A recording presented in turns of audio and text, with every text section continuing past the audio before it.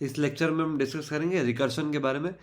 Recursion का basic concept यही है कि अगर कोई फंक्शन खुद ही को कॉल करे उस फंक्शन के डेफिनेशन के अंदर से, तो फिर वो रिकर्शन का एग्जाम्पल होता है। फॉर एग्जाम्पल मैं आपको भी एक एग्जाम्पल टाइप करके बता देता हूँ।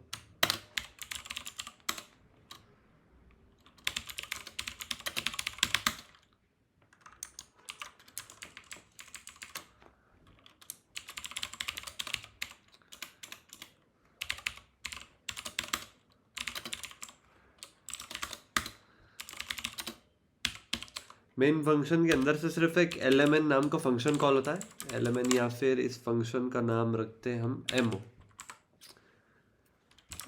एलएमएन के अंदर से हम 4 पास करते हैं। अब ये वॉइड एलिमेंट टाइप का फंक्शन है, इसका एक पैरामीटर है int, उसको हम x डिक्लेयर कर लेते हैं। x के अंदर अभी 4 की वैल्यू आ गई। अगर x की वैल्यू 0 है तो फिर रिटर्न,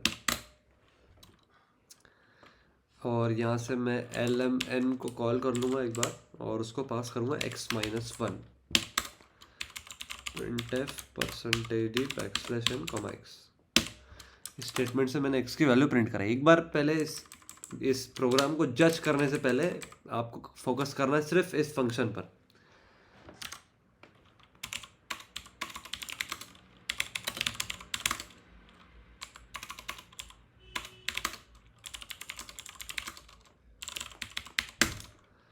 तो ये आउटपुट जो आ रहा है 1 2 3 4। एक बार इसको वर्कआउट करके देखते हैं और देखते हैं कि यहाँ पर हो क्या रहा है। सबसे पहले तो मैं इस फंक्शन की डेफिनेशन लिख लूँगा, void lmn int x।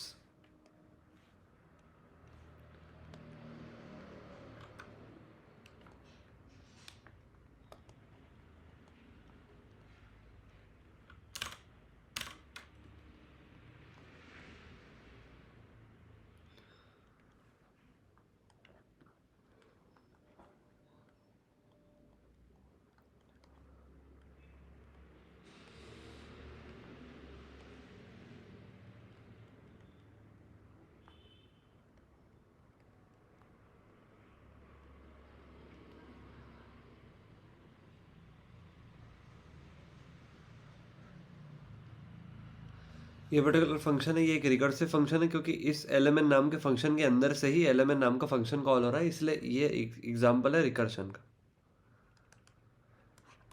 सबसे पहले हमें ये सीखना है कि इस टाइप के फंक्शंस को वर्कआउट कैसे करते हैं। फॉर एग्जांपल इस केस में हम एलिमेंट को 4 पास कर रहे हैं, तो हम 4 के लिए वर्कआउट करके देखते हैं। सबसे पहले रैम में एक्चुअल में होता ही है कि ये फंक्शन जब कॉल किया जाता है तो वो फंक्शन रैम के अंदर लोड होता है।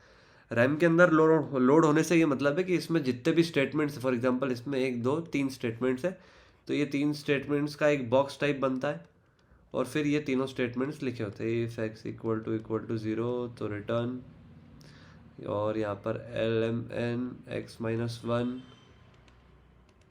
और यहाँ पे printf वाला जो भी स्टेटमेंट है वो। अब जब 4 इस फंक्शन को पास होगा तो इस फंक्शन के x की वैल्यू 4 है। ये वाला स्टेटमेंट चेक हुआ तो 4 इज नॉट इक्वल टू 0, तो ये वाला रिटर्न नहीं चलेगा। अगली लाइन पे आएंगे तो x-1, मतलब एक और बार ये फंक्शन रैम में लोड होगा। वही तीनों statement, if x = 0 return lmn x-1, और वो लास्ट में printf वाली लाइन। इस केस में x की वैल्यू है 3 क्योंकि इसको 4 - 1 3 पास हुआ है। इसमें भी x नॉट इक्वल टू 0, तो ये वाला फर्स्ट वाला नहीं चलेगा, अभी फ़िलहाल के लिए नहीं चलेगा। फिर lmn x-1, तो एक और कॉपी बनेगी रैम के अंदर, इसमें भी same 3 statements. If x = 0 return lmn x-1, और लास्ट में प्रिंट वाली लाइन। अभी x की वैल्यू है इसमें 2 क्योंकि ये 3 - 1 इसको 2 पास हुआ है, ये ऐसा हो रहा है। और आगे चलते हैं। 2 नॉट इक्वल टू 0, तो फिर ये वाली लाइन नहीं चलेगी।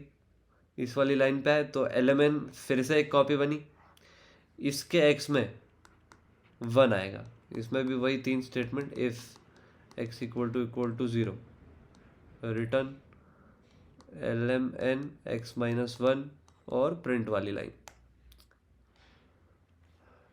1 नॉट इक्वल टू 0, तो पहली लाइन इस बार भी नहीं चलेगी और lmn को इस बार 0 पास हो जाएगा, ये 2 इसको आया और फिर 1 अगली कॉपी में जाएगा।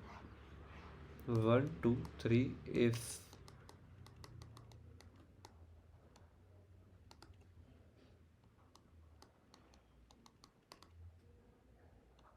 या प्रिंट एफ वाली लाइन। अब x की वैल्यू 0 है,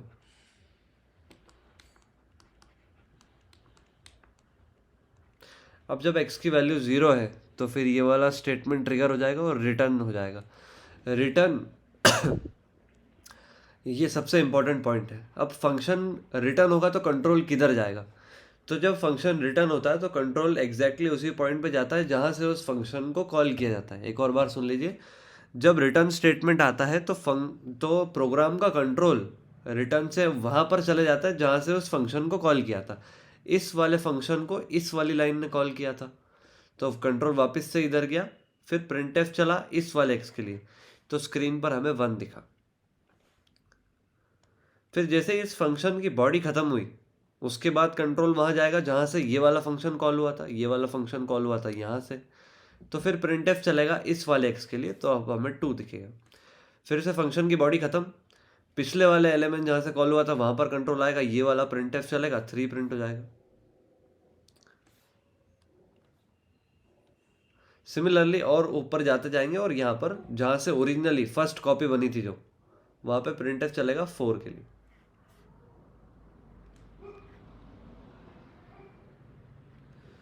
तो इस टाइप से वर्कआउट किया जाता है एक रिकर्शन वाले प्रोग्राम को।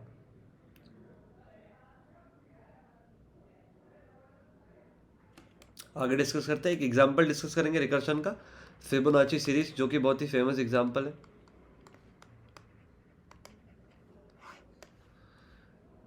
फिबोनाची सीरीज का मैं आपके सामने एक एग्जांपल डिस्कस कर लेता हूँ।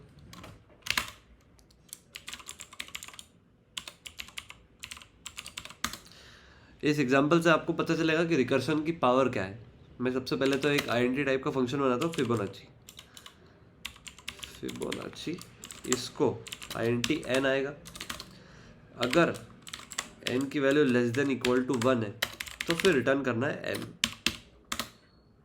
और यहाँ पर एल्स रिटर्न करना है Fibonacci n minus 1 plus Fibonacci n minus 2।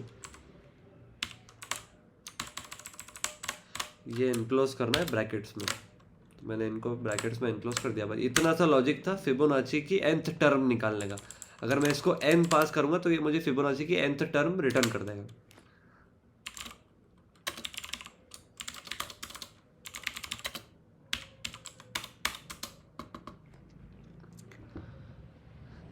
सबसे पहले यहाँ पे हम एक काम करेंगे, एक फॉर लूप लगा लेंगे, INT i इक्वल टू 0 से लेके i less than equal to 10 तक और i प्लस प्लस। इसके अंदर मैं प्रिंटएफ करा दूंगा परसेंटेज दी \n। इसके अंदर मैं प्रिंट कराऊंगा जो भी फिबोनाची रिटर्न करेगा i पास करने पे, मतलब पहली बार फिबोनाची को 1 पास होगा, फिर 2 पास होगा, ऐसे करके 10 नंबर पास होंगे, तो मेरे सामने 10 फिबोनाची नंबर्स आना चाहिए एक के बाद एक। कंपाइल करके चेक कर लेते हैं।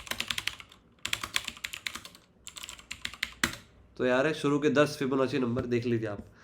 0 1 जो 2 मैनुअल टर्म्स होती, फिर 0 + 1 1, फिर 1 + 1 2, 1 + 2 3, 3 + 2 5, 5 + 3 8, 8 + 5 13, 13 + 8 21, 21 13 34, 34 21 55। ये मैंने 10th तक मंगाई थी, तो 10th टर्म तक आ रही मेरे पास में। आपके लिए ऑब्जेक्टिव है कि इस वाले प्रोग्राम को आपको एक बार वर्कआउट करके देखना है। सिर्फ 2 लाइन का प्रोग्राम है, बस थोड़ा सा उसमें कन्फ्यूजन हो सकता है, लेकिन अगर नीट एंड क्लीन वर्कआउट करेंगे तो फिर आपको सब कुछ अच्छे से समझ आ जाएगा। अब बिल्कुल बेसिक बात करते हैं, ये तो हो गया फिबोनाची का कोड। अब इधर बात करते हैं, अगर ये वाले फंक्शन में मैंने ये वाला स्टेटमेंट नहीं लिखा होता तो क्या होता, तो चेक कर लेते हैं।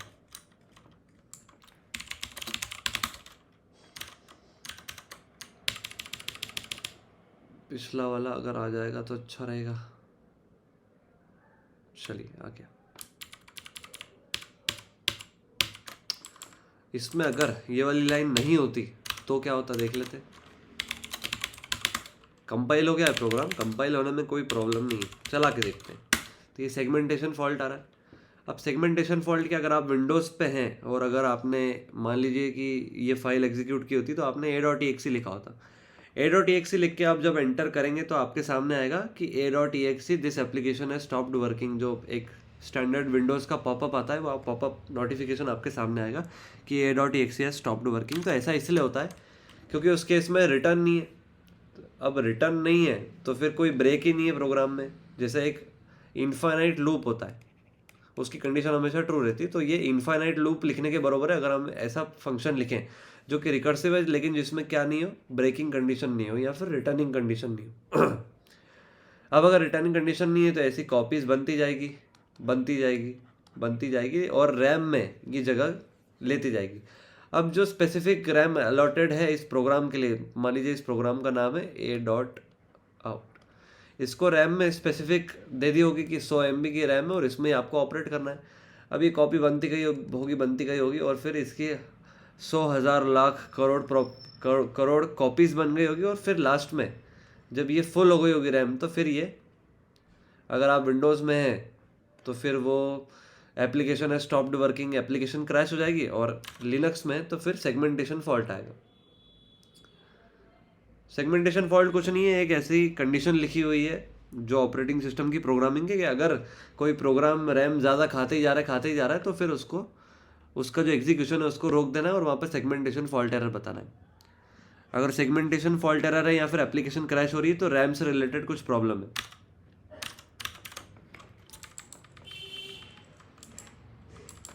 ये वाली प्रॉब्लम जब भी आ सकती है अगर आपने मान लीजिए कि 10 एलिमेंट की अरे बनाई और आप उस अरे का 100th एलिमेंट एक्सेस कर रहे हैं तो फिर वो आपके आउट ऑफ बाउंड है।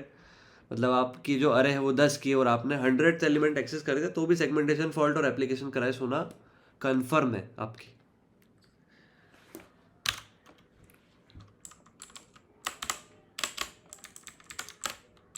अब रही बात कि अगर मैं प्रिंटिंग पहले करवा दूँ ये बाद में कराऊँ तो उससे देखते हैं क्या इफेक्ट होता है। जनरल डाउट आता है इसलिए मैं ये सब करके बता रहा हूँ। तो ये अपोजिट हो गया। अब अपोजिट कैसे हुआ वो देखते हैं। इस बार इसको 4 आया और पहले इसने 4 को प्रिंट किया। प्रिंट करने के बाद जो 3 है वो अगले एलिमेंट को पास किया। फिर उसने पहले 3 प्रिंट किया और फिर 2 अगले को पास किया। फिर उसने 2 प्रिंट किया, फिर 1 पास किया, फिर 1 प्रिंट हुआ और 0 पास हुआ, 0 से ये रिटर्न हुआ। फिर कंट्रोल जो होगा हर एलिमेंट के इस वाले पॉइंट पे आएगा और यहीं फंक्शन का एंड भी लिखा है तो यहीं से वो बार बार वापस जाते जाएगा और सारा कुछ ख़त्म हो जाएगा। तो इसलिए नॉर्मली ऑर्डर से फ़र्क नहीं पड़ता होगा लेकिन रिकर्शन में कौन सा स्टेटमेंट किधर आता है उससे काफ़ी ज़्यादा फ़र्क पड़ता है। रिकर्सिव एल्गोरिदम्स को डिज़ाइन करना बहुत आसान नहीं है, उसके लिए कम से कम आपको रिकर्शन में या प्रोग्रामिंग में इंटेंसली 1 ईयर का एक्सपीरियंस चाहिए, उसके बाद ही आप रिकर्सिव एल्गोरिदम्स लिख सकते हैं। इवन मैं भी उस स्टेज पे नहीं आया कि अभी रिकर्सिव एल्गोरिदम्स खुद की लिख सकूं। अभी मैं भी लर्निंग स्टेज पे ही और मैं भी अच्छे से वर्कआउट करना ही सीख रहा हूँ रिकर्शन को। नेक्स्ट सेशन में हम डिस्कस करेंगे कि कैसे रिकर्शन के थ्रू क्विक सॉर्ट एल्गोरिदम को इम्प्लीमेंट किया जाता है। क्विक सॉर्ट को पिछले बार जब हमने इम्प्लीमेंट किया था तो एक स्टैक का यूज़ किया था। अगली बार जब हम इम्प्लीमेंट करेंगे तो रिकर्शन से करेंगे, उसमें स्टैक की ज़रूरत नहीं पड़ेगी। अगर इस सेशन से कुछ भी डाउट हो तो आप इस सेशन को बार बार देखिए। कुछ अगर और डाउट आ रहा है तो कमेंट सेक्शन में पोस्ट कर दीजिएगा। Thank you for your patience. Have a nice day.